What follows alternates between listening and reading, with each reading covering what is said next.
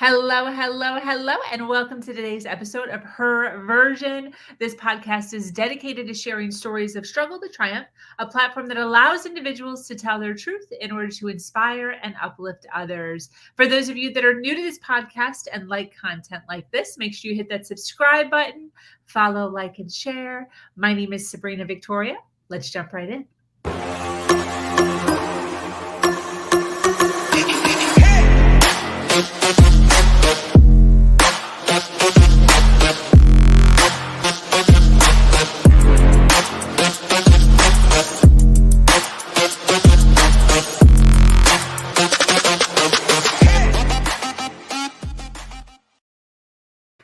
I love it when we have people jumping on like before I even get done with the intro. It's so awesome.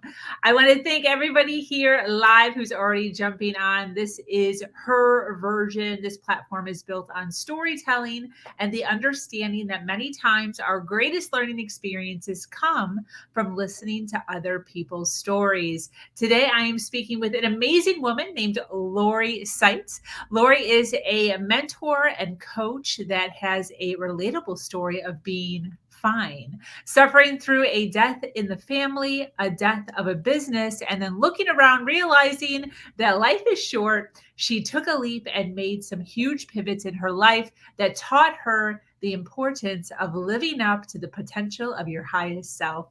She considers herself a trailblazing leader in coaching individuals through transitional times where you are questioning your marriage, your career, or your overall life purpose. Welcome, Lori.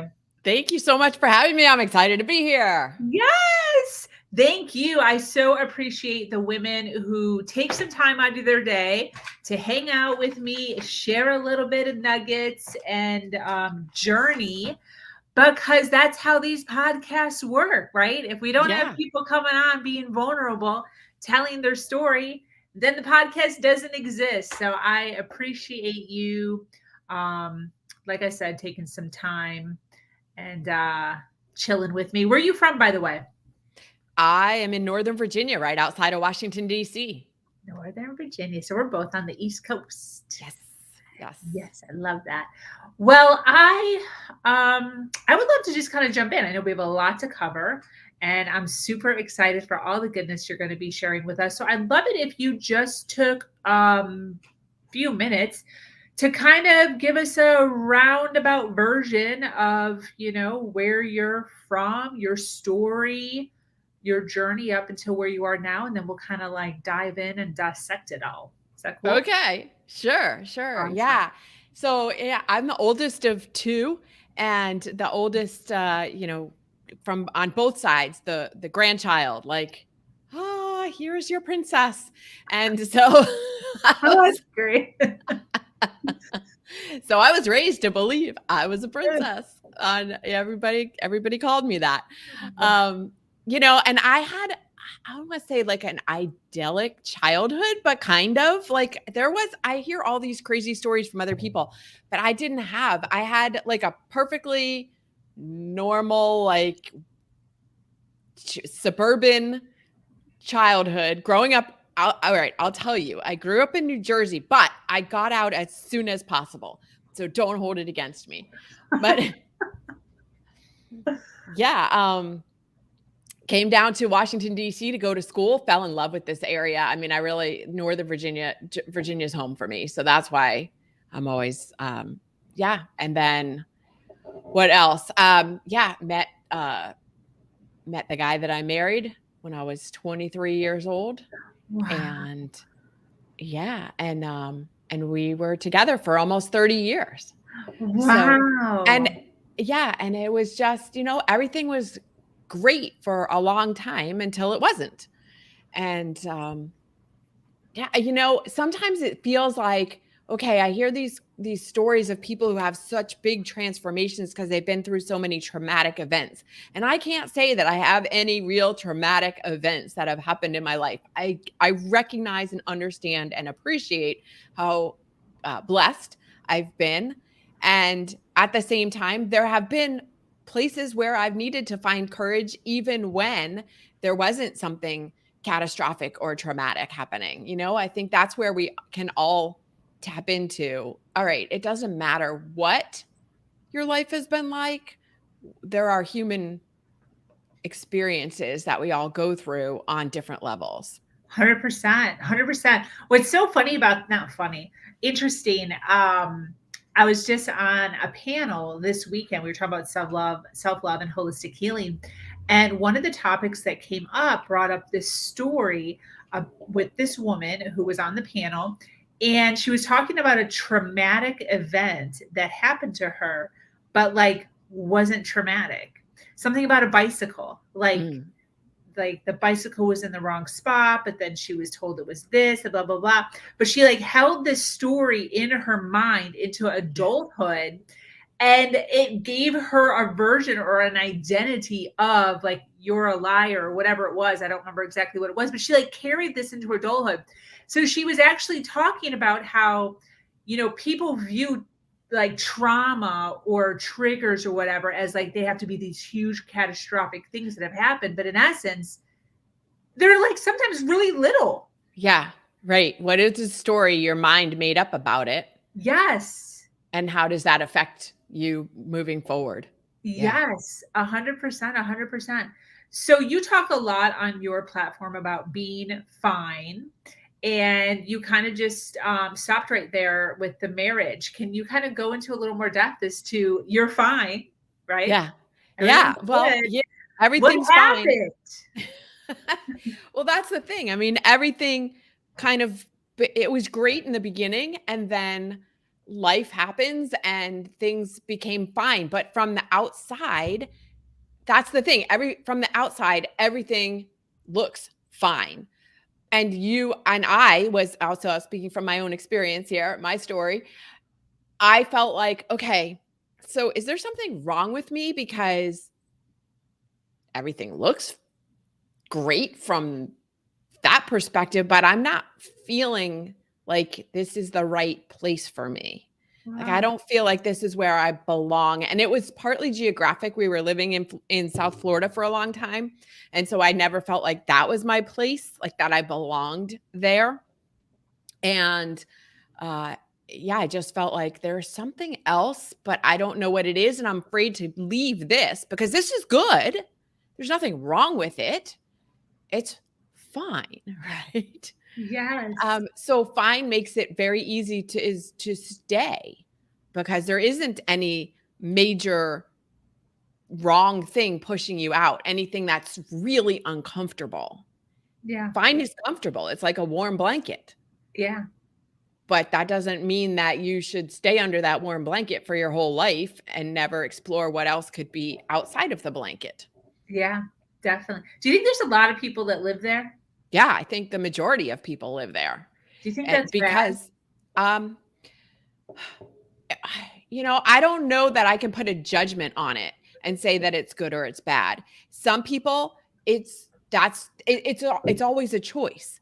So it's bad if you feel like you don't want to live that way, but you are keeping yourself there anyway because you're afraid to leave. It could be good if you're perfectly satisfied there and your soul is not crying for anything more. It's interesting. I like how you're putting that, crying for anything more. Yeah. What if it is crying for something more? Do you negotiate with the people in your life?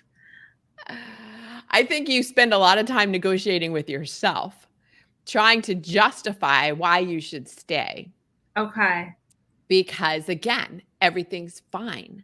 Yeah. What if it's worse? What if I step out of fine and it's worse? Yeah. And the truth of the matter is, it is worse for a minute. Okay. Yeah. And then it gets better because you learn, like that's your starting point from learning. And as you grow and develop, the reason you're not fine in a situation that looks fine is because, like I said, the soul is crying for more. We are, as energetic beings, we're always looking for, I don't say the next thing, but we are programmed to grow. Yeah. And if you're not growing, you're dying. It's one of those two things. So you always have to be growing. And if you feel like you're not growing, it's self-preservation to say, all right, I need to step out of fine because I'm stagnating here. And so, Yeah. but it is scary. It's so scary because, again, what if it's worse? Like, you don't know. It's that fear of the unknown. Yeah. And you cannot know what's on the other side. It's like, what's that? The analogy of like jumping off a cliff and trusting that you're going to grow wings on the way down and not crash and kill yourself on the rocks below. And that is what happens. The wings always do sprout, but taking that step off the cliff without having the wings is terrifying. Yeah. Yeah, definitely. I would agree with that 100%. So are we supposed to do little things? So I think what you're kind of asking is like or what other people have asked me is, I don't know what my purpose is. Okay. And I feel like purpose it's not something that just shows up at your door like an Amazon package. It's something that you have to, yes, potentially do little things to find. Is it volunteering and it's about finding joy throughout your days, which then make up your life. Got it. So what is it that you can do? What are the small steps? It starts as small and maybe it becomes something bigger in hindsight. So you're taking, what is it that brings you joy? If it's making cookies, if it's, like I said, volunteering, if it's sharing, building a business that serves some segment of the population. What are those steps that you can see? Yeah. As Martin Luther King had a quote about seeing the whole staircase, about not just take the first step even when you can't see the whole staircase. Yes. And that's really how we have to live our entire life. Yeah. Because you can never know what's at the top of the staircase until you start climbing. And even then, you may think you know what's at the top. And as you get closer and closer, it's completely different than what you thought. Yeah. Yeah. Good and bad. There's good and bad stuff up there. Well, and again, I think good and bad is an interpretation that we as humans create, because I don't think that that life is lived. Life is meant to be a series of experiences, and we label them as good or bad without knowing what the greater purpose is in having them. Yeah, 100%. This could go down a rabbit hole real fast right there. In your journey, though, I want to ask, what's the biggest challenge you've ever had? What'd you learn from it? It was leaving the marriage. That was harder than anything I have ever freaking done. And I think that's part of the reason why I didn't do it sooner, even though we both knew the relationship wasn't serving either one of us anymore. But we stayed because we were afraid. And also, like I said, because everything was fine. The biggest lesson was that I can do hard things, and I can do them by myself, essentially. I mean, because I say by myself, and that's not 100% true, because God, I'm so grateful for my friends, because I do not know how I would have gotten through that experience without them. But I'm saying by myself because everything up to that was my whole adult life was spent with him. So we were always a couple. And so stepping out to do this thing on my own. Yeah. I want to ask, because I actually have a hard time with this, because I tell my story often. And one of the things that I talk about is how you have to save yourself. Mm-hmm. And I have a hard time with this because I believe you have to save yourself, but there's also people around us sometimes that have lent out a helping hand at some point for a day, for a week, for an ear, for money, or whatever it is. But I still feel like I saved myself. Like, how do you explain? Because you're like, I saved myself. Well, you didn't exactly use those words, but I also had my friends. Yeah. How do we word that to people? I was the one that had to take the action Yeah. to start that ball rolling. I Yeah. was the one that had to have the conversation in the first place that, hey, this isn't serving either one of us. We need to change things. I'm going to leave. Yeah. And I had to have that conversation 4 times before it actually became like, okay, before it clicked for him. Wow. Mostly. But also partly for me, I guess. So I had to take the initiative and set the intention for that and then do it. So in that way, that's how I had to save myself, as you put it. Yeah. And then all the other forces can come in and support. Yeah. I love that. So true. Because I think sometimes there's a little misconception there of people waiting around, waiting for other people to save them, Mm-hmm. and nobody Right. comes. Right. No one is coming if you aren't going to take the action, that first step. Just all you have to, again, that first step. Yeah. And then the forces of support come in to help you. But right, all of those forces can be there willing and waiting.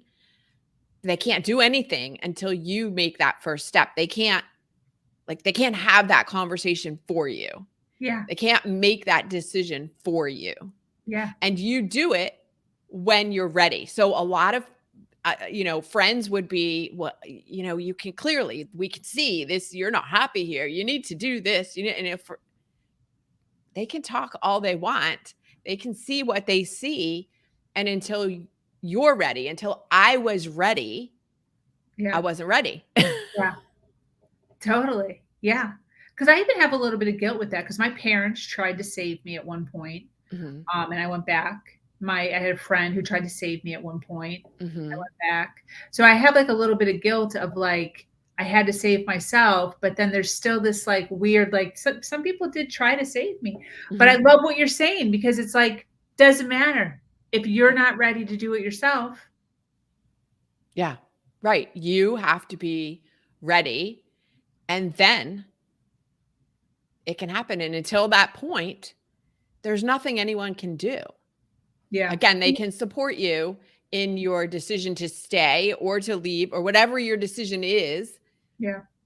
But until you're ready to take that step. Yeah. Where was your mind, mental state, as far as personal development at this point? Were you already diving into that or did that come after? Oh, I've been a personal development junkie forever. No kidding. How did it start? Tell us. Where did it start? I know what my mom took my brother and me to a meditation course when I was 10.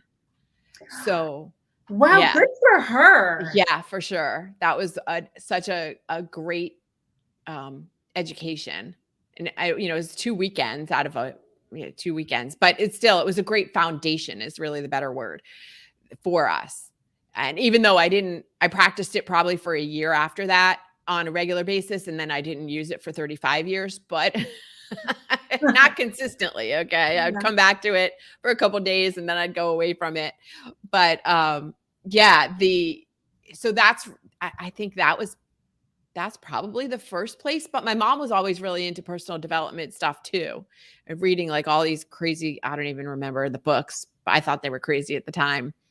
And then I can't remember like really when I started, it might have been high school, started reading some of this stuff. And I don't even remember, maybe some Wayne Dyer, some Tony Robbins was definitely in the beginning.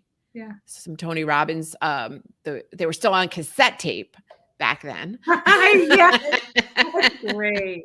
Oh, that's great. Very Yeah. Yeah. And then I'm in love with personal development because I think that is, again, why we're here is to have these experiences and to figure out how to get back to who we really are, which is, again, down a rabbit hole, but who we are as part of the whole, the universe. We're always seeking to discover who we really are and become that.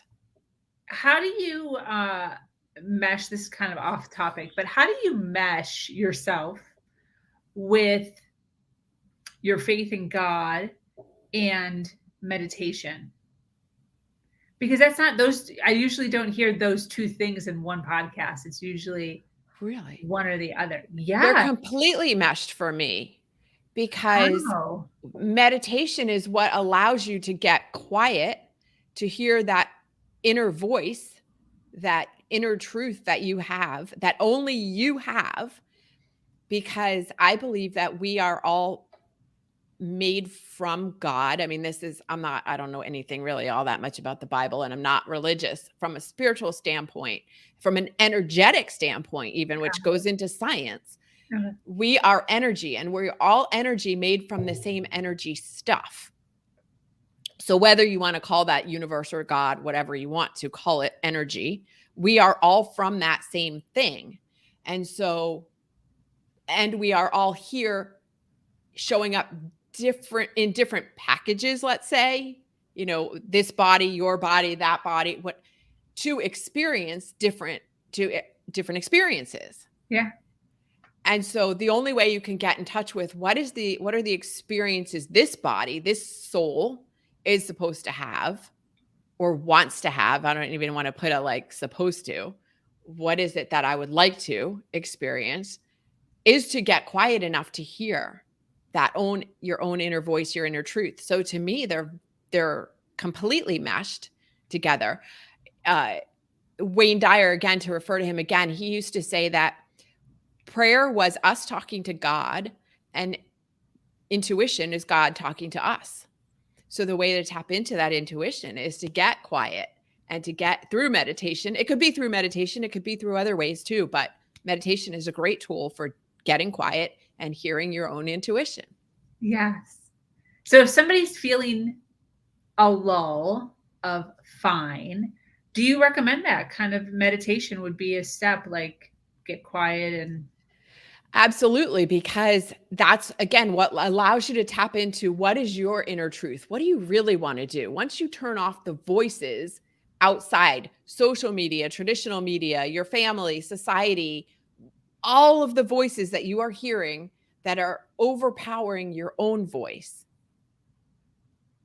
Only you know what is right for you. And it may be to stay in a situation. I'm never coaching my clients to leave if that's not in their best and highest interest. Like, it's about getting quiet so that you can hear what is right for you.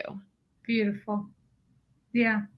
What would you say are the first steps? So as far as, this is a tough one for me because I feel fine. Mm-hmm.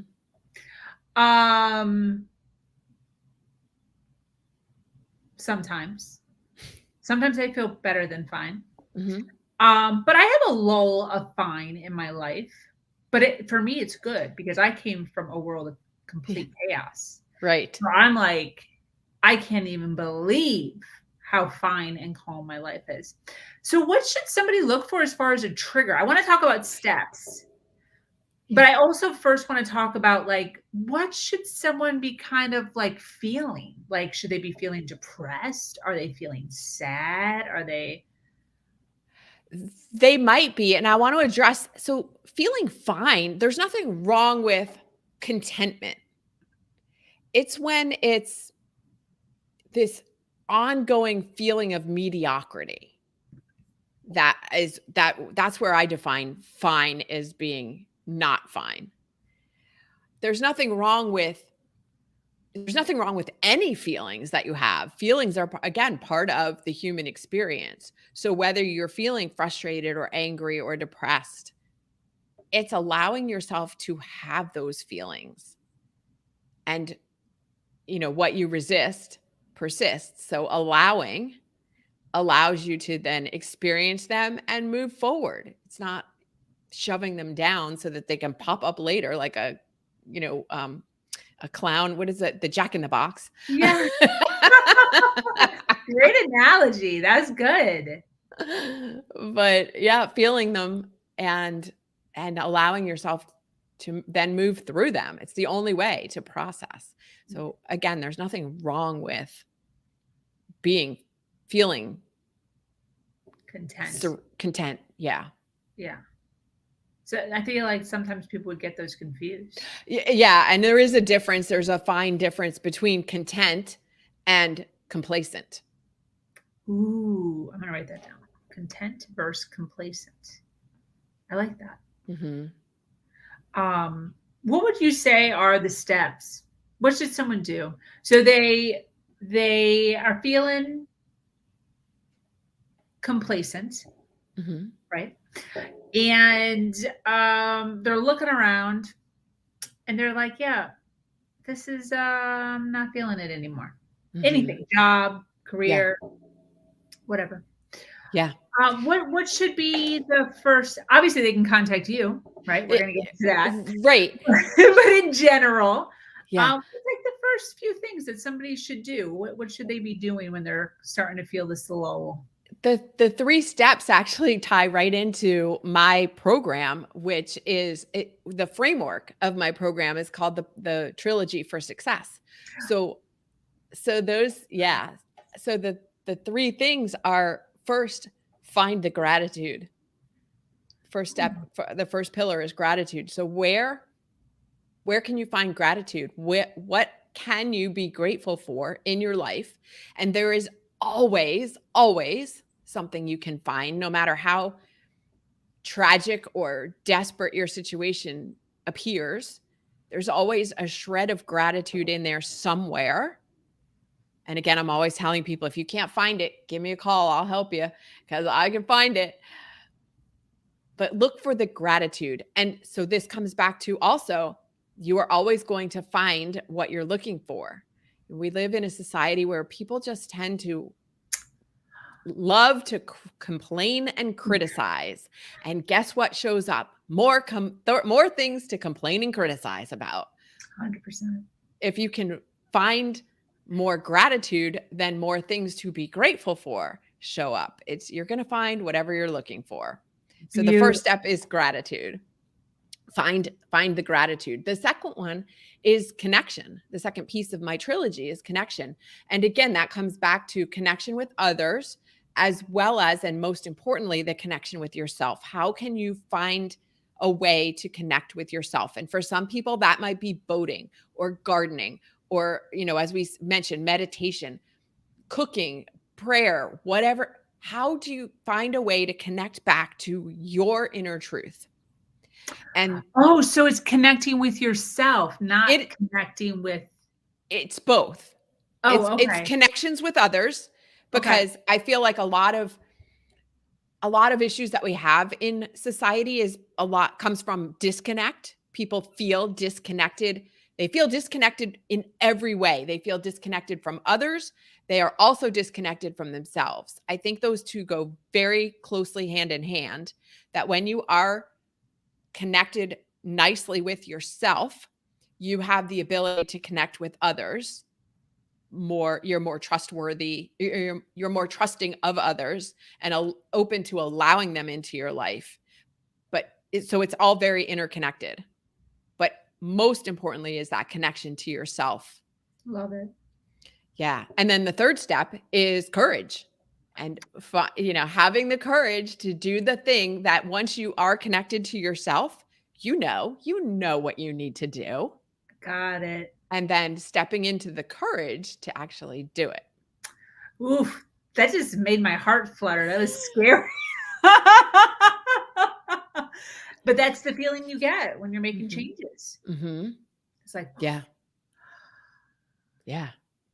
That's awesome. So that's the trilogy. That's the trilogy for success. Absolutely. What's the number one lesson you've learned from life? Hard things aren't going to kill you. And that you can do them. I think, oh gosh, so many lessons. You're asking me for one.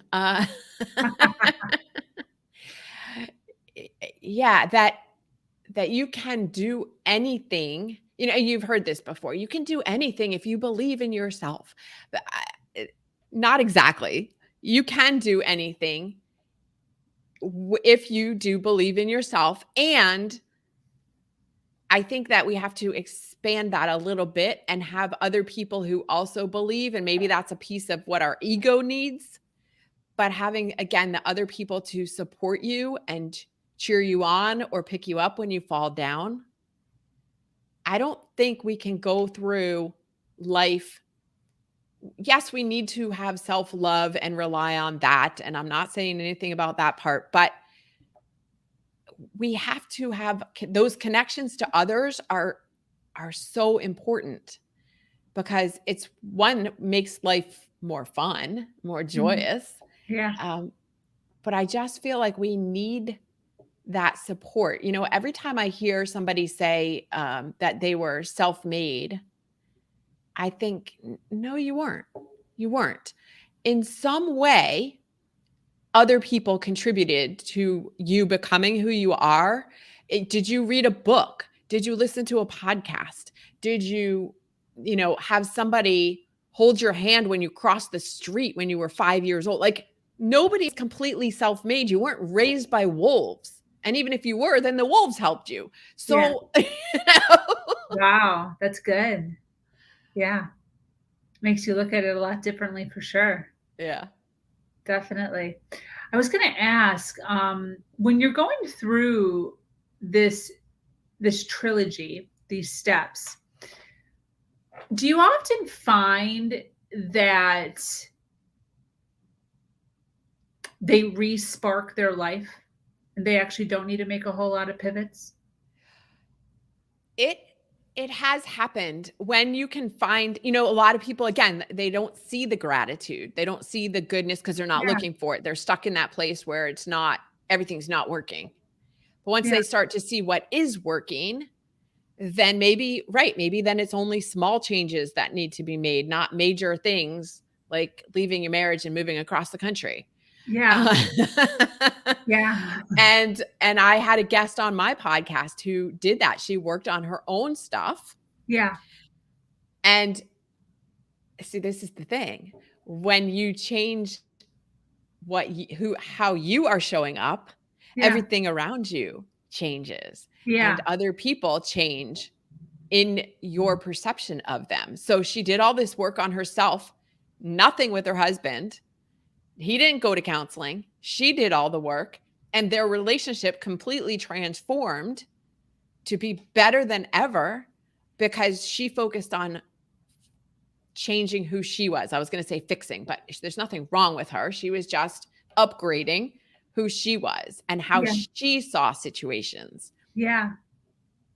I could totally see that, because I think a lot of times for myself, there could be blame of I'm feeling this way, or I'm here because of blah, blah, blah, blah, whatever I'm using. But if you are doing these things, if I'm looking for gratitude everywhere, if I'm connecting with myself and others, and then having courageous conversations with myself, let's say, I could see that really sparking, like almost rebirthing another me that's like, maybe I appreciate a little bit more. Yeah, it's definitely another version of yourself. Yeah, definitely. And then you can kind of have I like that, because then you can kind of have a clearer view on your life from a heightened level almost. Yeah. Yeah. We can only change ourselves. We can want for other people to change, but we can't change them.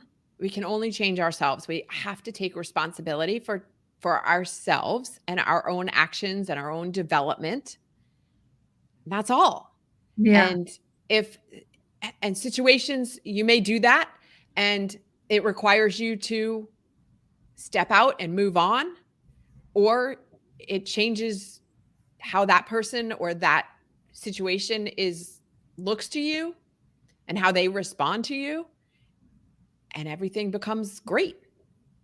Yeah, definitely. But it all comes down to that personal responsibility of we can only change ourselves. Yeah, that's the thing, is it always comes back to that. I want to take a second to just say hello to those that are listening live. We so appreciate you being here, hanging out with myself and Lori while she talks a little bit about her journey and her story and the things that she's doing in her world. So thank you for being here.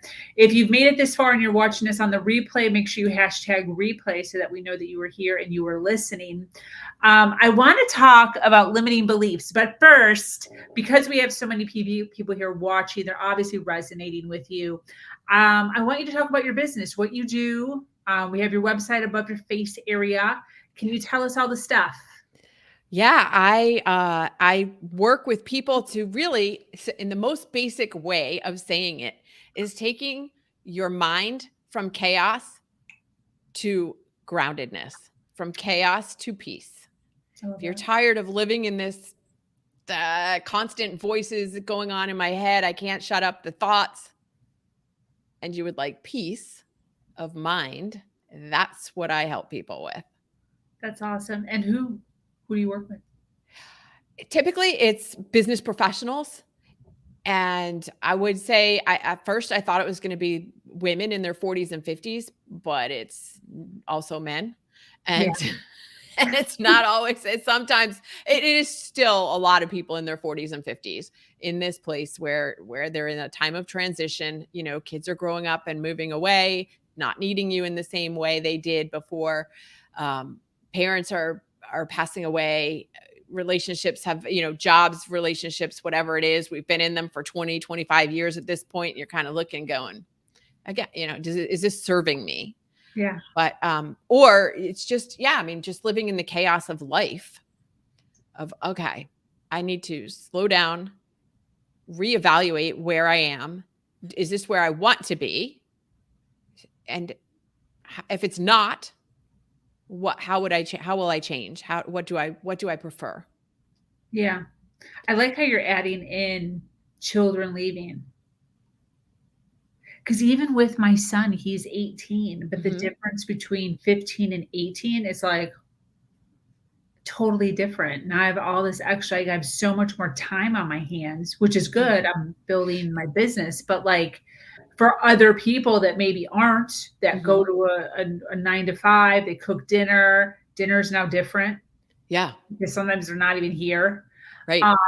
And then there's this extra time that you're used to, like going to practice or soccer or quality time at the park or Frisbee or games, whatever. And then they're just like not home. They're just gone. Right. So you had all of these things distracting you before. Yes. And now you're kind of like, okay. What do I do? And then that's when you start really reevaluating, is the way I've been living how I want to continue? Yeah. And again, not that there was anything wrong with how you work. But, people talk about this midlife crisis, which I really detest that term. It's not a crisis. It's a reevaluation. Ooh, I love that. Yes. Yeah. We label it as something bad. Yeah. But instead it's like, you've been around for 40 or 50 years. You got to freaking reevaluate. Yeah. Yeah. Cause who knows? I love that. Yeah. Yeah. Who knows how many more you have, for one thing, nobody knows. And what do you want to do going forward now? You may have been living on autopilot for a while. How could you be more intentional and bring yourself more joy? That's great. Absolutely. Yeah.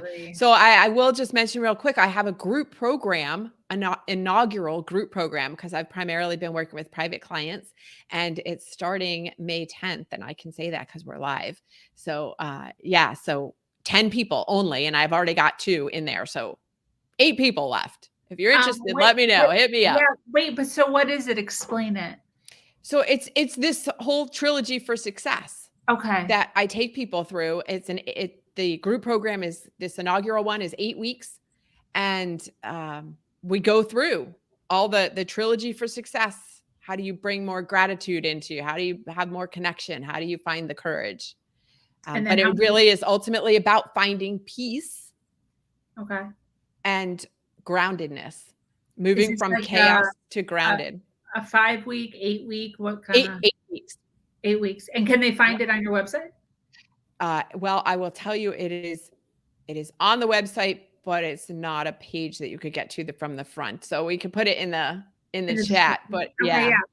Yeah, make sure you do put it in the comments on all the things Okay. so they can Yeah. click on it if they want to.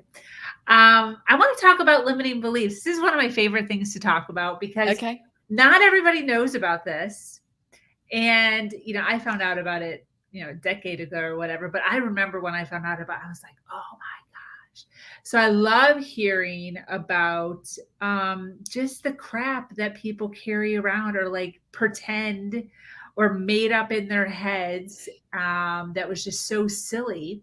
Yeah. I want to ask, what was one of your limiting beliefs that you care to share with us?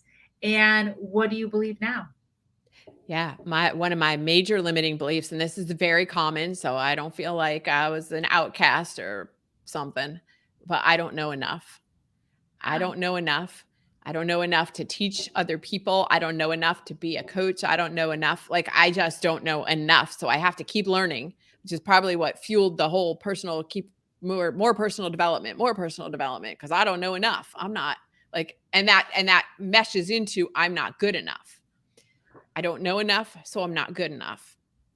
And so accepting that I do know enough, when you are in elementary school, for example, and you're in first grade, you're not looking at the 12th graders to learn from. They're way, way ahead of it. Like, they're out of your league. They're not even in your awareness, really. Yeah. You're kind of looking at the second or third grader Yeah. as a model. Yeah. And it's the same way in life. Like, you're looking at the people who are 1 or 2 or 3 steps ahead of you to learn from. Yeah. Not the people who are, we're not going to, I don't know who, like Oprah, Ariana Huffington. Like, I'm not going to them to ask them to be my coach or my mentor, Yeah. Yeah. I can admire for them, but they're so far ahead. Yeah. I agree with that. Perceptually. I mean, really, again, we're all human. So, Yes. but that whole idea of I don't know enough, the truth is I do know enough. I have had different experiences. I've still had experiences, and I've had different ones that people can learn from and that I can share, and that I can turn around and hold somebody else's hand. This is funny because I always talk about how as a coach, I'm like the kind of person who I will hold your hand while I kick your ass. That's great. That's great. It turns out I do know enough. Yeah.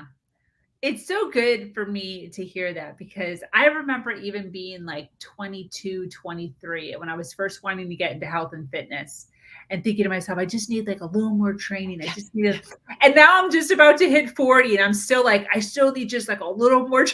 It's like, right. And then I'm talking to you, who's a little bit older than me and you're still, so it makes me feel good because it's like, we just got to get on with it. Yes, exactly. We just get on with it. And, I got my personal training certification many years ago, and I didn't do anything with it, in part because I was afraid that I didn't know enough. And, oh my God, what if I hurt somebody? So I never actually worked as a personal trainer. Nice. Wow. I never got through my NASM certificates. I did all the studying. I took like two other smaller ones that were kind of like no name. But then I switched before I got to nutrition. I switched to mental and emotional health and just went right into coaching. So yeah, that's funny. I would probably would have totally done the same thing as that. What does success mean to you? Success is the equivalent of freedom. Freedom to make whatever choice I'd like to make in the moment and not have to consider, well, can I really do that? Like, can I afford it? And afford meaning, can I afford it in certainly financially, but in any other way, time-wise, resource-wise, like, success is freedom. Success is having the ability to do whatever I would like to do, when I would like to do it, and with whom I would like to do it. What does freedom feel like?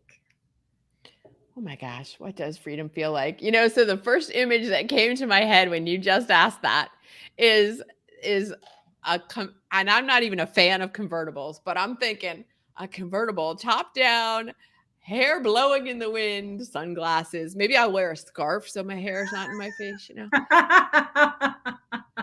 like those 50s, like the 50s convertibles, like the really big ones with the cat eye glasses and the scarf. I don't know. That's what came to my head when you said, what does freedom feel like? Yes. But it's funny because I actually have thought about, in terms of freedom, being related to my ability to drive. And so in New Jersey, you get your driver's license when you're 17. I know the rest of the country is 16, but New Jersey is 17. Oh, wow. And that was freedom. Like, I can take the car, and I didn't have my own car at the time, but I could take the car and go wherever. And funny thing, one of the first things I did when I got my driver's license was I went and joined a gym. Funny enough, talking about personal training, personal development, I went and joined a gym. I have no idea where that came from because my parents didn't belong and didn't work out, but that's what I wanted to do. And that's one of the things I did with my freedom. But yeah, the freedom to just get in your car and drive.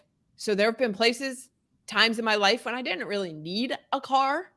There were plenty of things I could just walk to, but I felt like, all right, I better have a car so that I could go at any time if I want to. Yeah.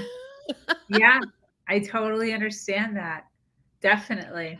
Have you hit a point in your life where you feel free?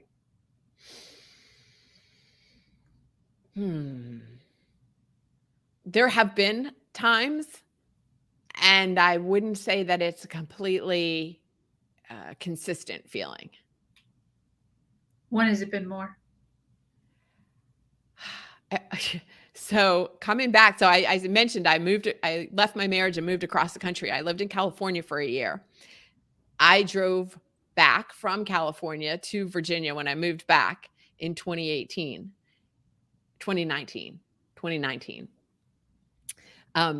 Driving across 80 all the way across the country, that was pretty freeing. Yeah. Again, like, comes back to that being in the car, driving 8 hours a day through all the states, all the way across the country. Wow. It was pretty cool. Did you have like any going there or coming back? Did you have any thoughts in your head of like, wow, I'm like adulting right now? Yeah, adulting. It was really hard. I mean, like I said, it was the hardest thing to do, was to leave that marriage. Harder than even dealing with the death of my mom. And it just, I don't know if it was thoughts of adulting, more thoughts of, God, this is so hard. This is so hard. Like, really? Yeah. Is there a lot of emotion for you, even though it was kind of your... Oh, yes. Oh, it's so much emotion. And a lot of that emotion was guilt. Yeah. Why couldn't I make it work? And guilt about hurting him from leaving, and guilt just like, name it. I could feel guilty about it. And I know rationally that guilt does not serve any good purpose, and still felt it, and was just so sad and guilty about the whole situation. Even though I knew it was for the best of both of us, I just still, for a long time, felt that. And again, you got to let yourself feel it and work through it and move on. There's no other way around it. Definitely. Yeah. Are you content with your decision? Yes. That's great. Good to hear. Yeah. Because people are thinking that all over the place. I want to quit my job. Yeah. I want to move across country. I want to move to a smaller house, or I want to move to a bigger house. I want to leave my marriage. I don't want to be in an open relationship anymore. Like, there's all kinds of stuff. Yeah. And it's all about experiences. What experiences? So listen to what your intuition or your inner voice is telling you about what you want to experience. you've experienced X. Maybe it doesn't serve you anymore. You don't want to continue experiencing X. Now you want to experience J. Yeah. And so taking the leap to go out and experience and not put judgments on it's better or worse, or it's not, I'm not deserving of it. You are, of course, deserving of it. And there is no judgment. You, again, as an energetic being, want to have different experiences.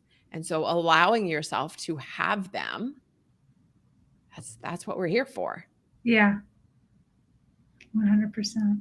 What would be some advice you'd give to, we're talking to the ladies out there who are dealing with not feeling comfortable blossoming into themselves. They're giving into peer pressure. They're giving into society's pressure.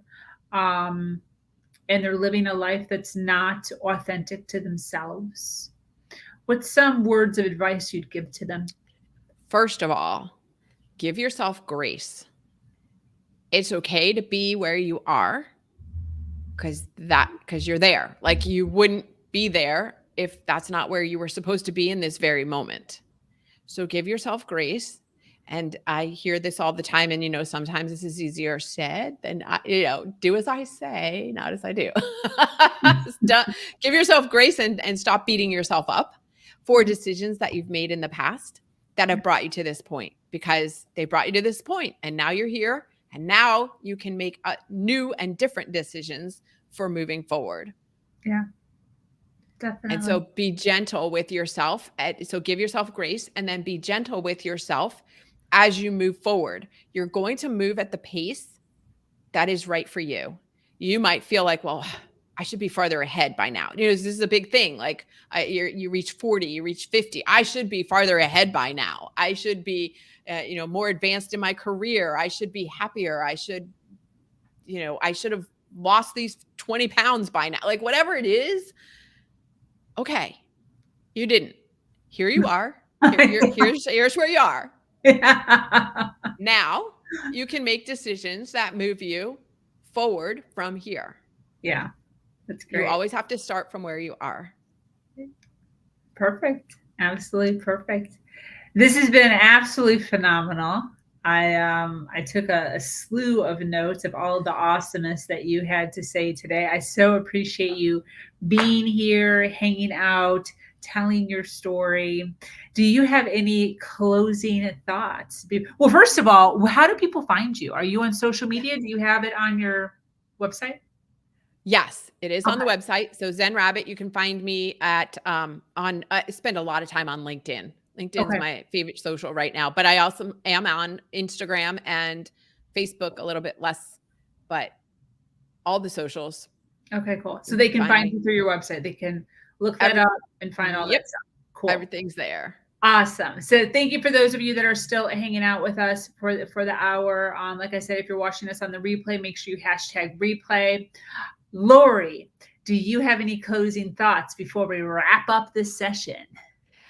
My closing thought is, again, be gracious, be kind to yourself, and allow other people to support you.